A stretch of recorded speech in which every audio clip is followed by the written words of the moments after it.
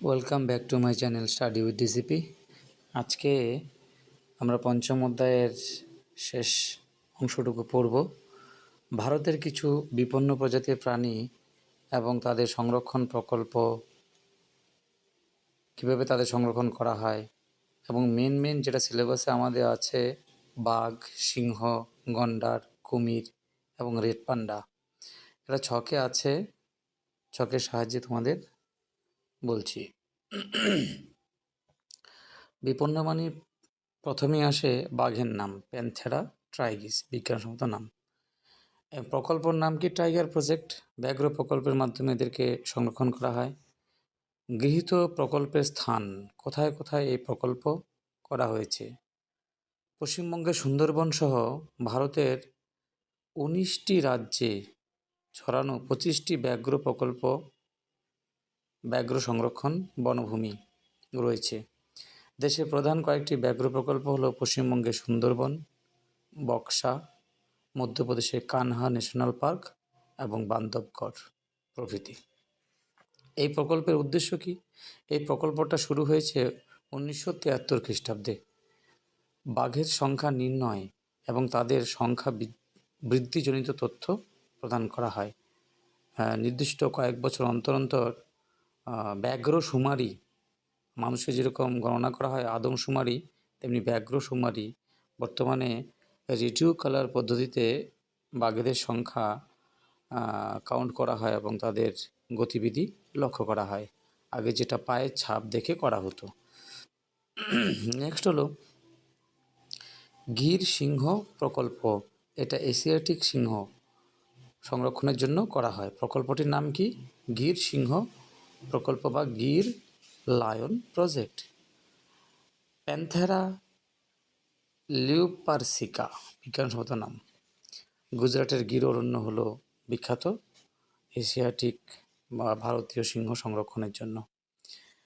তাহলে ভারতীয় সিংহ সংরক্ষণেরই মূল উদ্দেশ্য হলো টাইগার লায়ন প্রজেক্ট, যেটা আছে গির প্রকল্প। এই প্রকল্প সফল রূপায়ণের জন্য দেখো এখানে একটা পরিসংখ্যান দেওয়া আছে। সিংহের সংখ্যা 2010 সালে ছিল 411 এবং 2015 সালে বৃদ্ধি পেয়ে 523 সংখ্যাটা দাঁড়িয়েছে। বনের রাজা সিংহ বলি সবাই, তাই না? নেক্সট হলো ভারতীয় গন্ডার, রাইনোসাস ইউনিকর্নস, মানে একশৃঙ্গ বিশিষ্ট গন্ডার, যার বিজ্ঞানসম্মত নাম এটা। গন্ডার প্রকল্প রাইনো কনজারভেশন প্রজেক্টে নেওয়া হয়েছে পশ্চিমবঙ্গ এবং অসমে। পশ্চিমবঙ্গের গরুমারা, জলদাপাড়া এবং অসমের মানস ও কাজিরাঙ্গাতে এই প্রকল্প নেওয়া হয়েছে।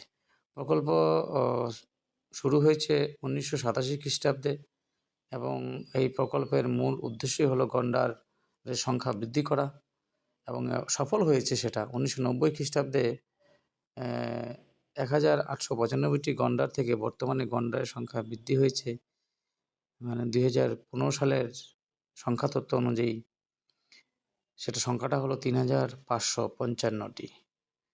নেক্সট হলো কুমির, ক্রোকোডাইল পোরাসাস। ভারতীয় কুমির প্রজনন প্রকল্প বা ক্রোকোডাইল ব্রিডিং প্রজেক্ট বলা হয়।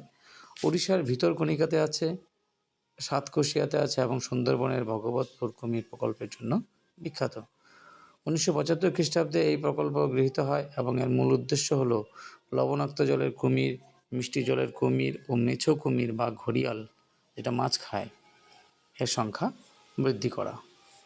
নেক্সট হলো আরেকটা বিলুপ্তপ্রায় প্রাণী, সেটা হলো রেড পান্ডা, এইলুরাস ফালজেন্স। রেড পান্ডা সংরক্ষণ প্রকল্প কোথায় আছে? সিকিমের বার্ষি রোডোডেন্ড্রন অভয়ারণ্য, কাঞ্চনজঙ্ঘা বায়োস্ফিয়ার রিজার্ভ, অরুণাচল প্রদেশের নামদাফা ন্যাশনাল পার্ক, দার্জিলিংয়ের সিংহলীলা ন্যাশনাল পার্ক। IUCN, যারা রেড ডাটা বুকে তথ্য লেখে আর কি, 2008 খ্রিস্টাব্দে থেকে রেড পান্ডাকে বিপদগ্রস্ত প্রজাতি বলে ঘোষণা করা হয়েছে। 5 খ্রিস্টাব্দে গৃহীত এই প্রকল্পের মাধ্যমে রেড পান্ডা সংরক্ষণ ও সংখ্যা বৃদ্ধি করার উপর জোর দিয়েছে। WWF ইন্ডিয়া ও এনভায়রনমেন্টাল অ্যান্ড ওয়াইল্ড লাইফ ম্যানেজমেন্টের যৌথ উদ্যোগে এই প্রকল্পটি চলে। রেড পান্ডার ক্ষেত্রে বিশেষ একটি প্রজনন ব্যবস্থা করা হচ্ছে, তার নাম হলো ক্যাপটিভ ব্রিডিং, মানে বন্দি প্রজনন। এর ফলে প্রকল্পটি সাকসেস হয়েছে এবং বর্তমানে রেড পান্ডার সংখ্যা বৃদ্ধি পেয়েছে। তাহলে আজ এই পর্যন্ত থাক। ভিডিওটি ভালো লাগলে অবশ্যই বন্ধুদের মধ্যে শেয়ার করে দিবে। যারা আমার চ্যানেল নতুন আছে তারা অবশ্যই চ্যানেলটা সাবস্ক্রাইব করবে। সবাই ভালো থেকো, টাটা, বাই বাই।